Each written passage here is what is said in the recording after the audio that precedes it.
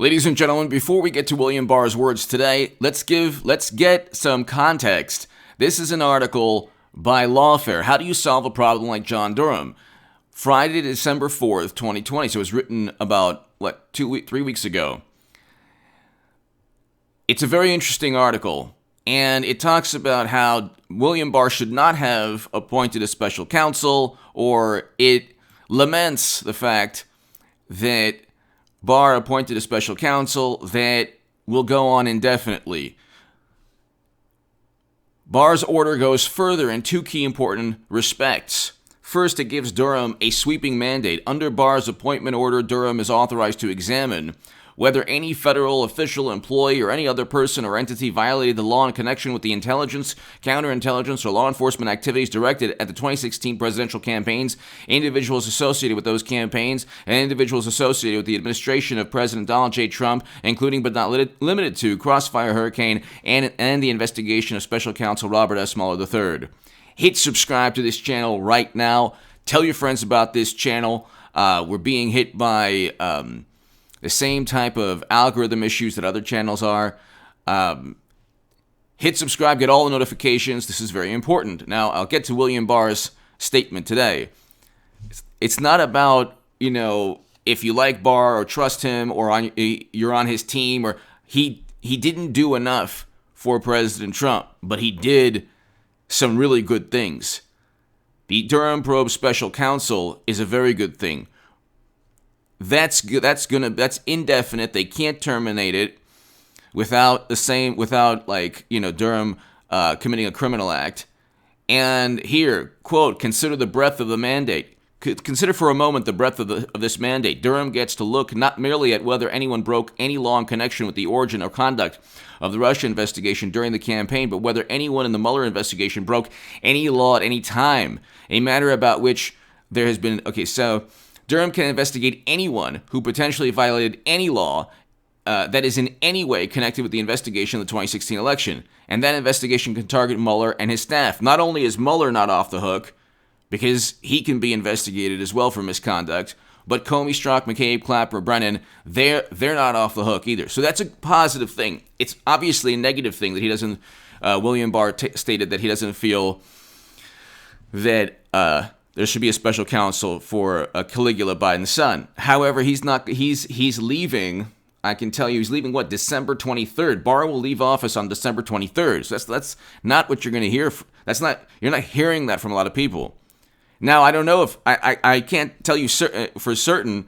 I can't guarantee that Jeffrey Rosen will start a special counsel, but that would be his call, not Barr's. So today is just smoke and mirrors or public relations spin by Democrats and media. It's not really relevant right at this second, because there was a special counsel prior to November pertaining to John Durham. He just didn't tell anybody. So Comey, Strzok, McCabe, Clapper, there are good things that Barr did. Okay, infinitely better than Sessions. So Sessions actually formed a special counsel against Trump to torment President Trump and everyone around him for 3 years, based on Comey's memos. Baseless claims. They utilized Comey's memos, which were all baseless claims. He had no evidence for any of the claims or allegations he made. Oh, Trump told me to be loyal. No evidence. It was his word versus Trump's. His word versus President Trump's, and everyone said, oh, well, we trust Comey. His word is credible because it just happens to agree. He happens to agree with us. But here, this is Forbes. Barr will leave office on December 23rd, according to a resignation letter tweeted by President Trump. Then you have Deputy Attorney General Jeffrey Rosen will serve as acting Attorney General after Barr's last day, which comes 4 weeks before President-elect Joe Biden's inauguration. So William Barr also said he doesn't think that machines should be impounded. He doesn't think there should be a special counsel. But you have to look at him in the context of, okay, the guy replaced Sessions. He did a much better job. Sessions was basically a Pelosi, but that morphed into a Keebler elf, which is Sessions. So anyone who told you to trust Sessions, you know that they were Democratic operatives almost certainly. And William Barr might not have been a perfect attorney general. I mean, JFK had RFK. President Obama had Eric Holder. Trump had nobody backing him up. Sessions was basically a Democratic operative from day one. And then they saddled him with a special counsel, and now Biden has this special counsel with Durham. And so Comey, Strzok, McCabe, Clapper, Brennan aren't off the hook. This is serious. If you're Comey right now, you still have to, actually, you have to concern yourself with John Durham more so than you have to concern yourself with President Trump more so than at any point during President Trump's presidency. Okay? So it's a good thing. The special counsel is a good thing. Now, Tom Fitton and others have called for a special counsel for Caligula, Biden's son, and I agree, and I've been talking about this, but I've also stated that it would be Jeffrey Rosen, not William Barr, that would call it. So that's important. You might not, what you get from me is context. This channel gives context. A lot of times, media will harp on, like, for example, when they said, William Barr says there's no evidence of wrongdoing in November. He never said there was that categorically there wasn't. He said up to his investigation, at this point in his investigation, which happened to be a week and a half or 2 weeks. Okay, it's only been now 2 months. They had 4 years to investigate all their nonsense. Democrats they've made baseless claims for 4 years. And I mean, you even have this Orwellian now. They're obsessing still about the Washington Post fact-checking Trump's misleading claims. Okay, notice how they added misleading claims, and notice how every fact check from factcheck.org to the Washington Post will say, we rate this. Not that it's categorically false. We rate this 1 or 2 or 3 Pinocchios.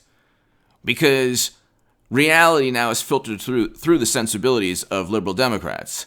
If President Trump says this is the best economy ever when we had record low unemployment, because we did have record low unemployment and record highs in the stock market before the self-induced depression. And science didn't tell anyone to do all of this, but that's another story. We had record low unemployment, okay? And they'll say, oh my God, that's a lie, The misleading claims, that whole thing, what they do is they just offer a rebuttal to whatever President Trump has stated and then say it's misleading and then masquerade and pretend it's a fact check. But that's another story here. We need a special counsel by Tom Cotton and Representative Ken Buck. So you have Senator Tom Cotton, Representative Ken Buck. The momentum is building. William Barr, he went to bat for President Trump with the Mueller report, tore it down. Democrats went after William Barr. Democrats have gone after William Barr for the past 2 years. Okay? Went to bat for President Trump and basically said the right thing, that there was no evidence, which is in the report. There's no evidence. The evidence was insufficient. Okay? The evidence was insufficient. He never worked with Russia. Now they're still going at it with Russia, as if they're the ones who didn't use private servers. They're the biggest. Democrats are walking cybersecurity risks. If anyone infiltrates the United States government, it's because of Democrats that use servers or fall in love with intelligence operatives like Eric Swalwell, or Clinton with top secret intelligence on her servers, or Anthony Weiner with classified data on his laptop, where he's sending pictures of his wiener to the world. But anyway, George Kent. Okay, so when his father was vice president, Caligula made millions of dollars trading on his father's name with officials. This is a Newsweek article from Republican Ken Buck, Congressman, and Senator Tom Cotton. So while his father was vice president, Caligula made millions of dollars trading on his father's name with officials and businesses in Ukraine, Russia, China, Kazakhstan, and other countries. Our diplomats at the State Department working hard to strengthen the rule of law and fight corruption in these countries, but then Vice President allowed his son to enrich himself, even at the expense of U.S. national security interests. So, are you certain? Am I certain that Durham will indict people? No. Although Kevin Kleinsmith was indicted, That's a good thing. For crimes that were committed specifically to undermine President Trump, not process crimes. He deliberately falsified information to deceive a FISA judge, to go after Carter Page. So, I mean, Barr, you have to take things in context. Barr is not Sessions. He was better, but he still wasn't an attorney general that Trump deserved. Okay, Democrats, I mean, you see it today in the New York Times. I read these liberal publications to see, how they've completely brainwashed their readers, and it's pretty unbelievable. You have this article from, an attorney at the Justice Department saying, yeah, we tried to mitigate the harm Trump did in his, and they use phrases that don't correlate to reality. I can't even really talk about these phrases now, but about very contentious issues that don't correlate. He never banned a religion, ever. He never banned a religion. He banned people. He halted people from certain countries for a moment, and a lot of those executive orders were, didn't make it past courts. But Democrats, they pretend that they're so morally righteous, and they're the ones who literally presided over the destruction of Libya. They destroyed a country. And then when President Trump says, look, you know what, based on, it was actually the countries that he put within the list of countries had nothing to do with religion, number one. Number two, they had to do with the fact that these countries were experiencing a tremendous amount of conflict and war and chaos. And so there were security issues that he addressed. Whether or not you agree with them, Trump, he actually used a list from President Obama's administration pertaining to how safe each country is. But see, Democrats spin it to, he's going after an entire culture. That never happened. It simply never happened. So there's this world. There's the world that exists, and there's the world that Democrats claim existed. Similarly, there's the world that exists with Sessions and the world that exists with William Barr. Well, I'm not saying that William Barr is the attorney general that Trump deserved, but he's a million times better than Sessions. And you have now a push. So you might not get indictments from the Durham probe special counsel, but you get the evidence to create political will for further investigations to take back 2022 and then 2024. And you might also still get indictments from the Durham probe special counsel. So there needs to be a push for accountability, but the majority of the Republican Party has to be on the same page. You can't have Mitt Romney and Ben Sass type mentalities.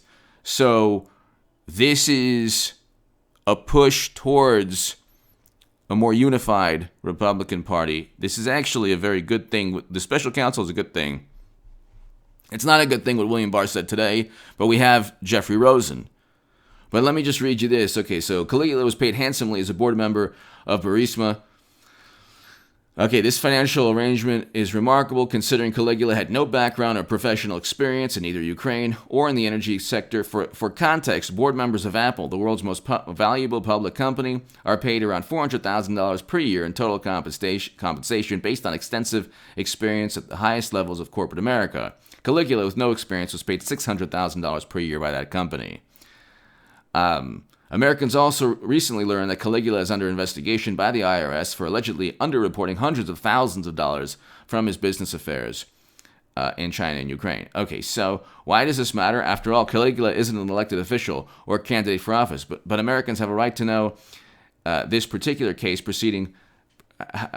But Americans have a right to know this particular case proceeds fairly and according to law because it concerns Joe Biden's willingness to let his family trade on his name, even at the risk of damaging America's national security interests. So this is true. As vice president, Joe allowed Caligula to accompany him on taxpayer-funded trips around the world, even though Caligula had no official business on behalf of the U.S. government. That's important. It was on these trips that Caligula signed deals with companies connected to, corrupt regimes.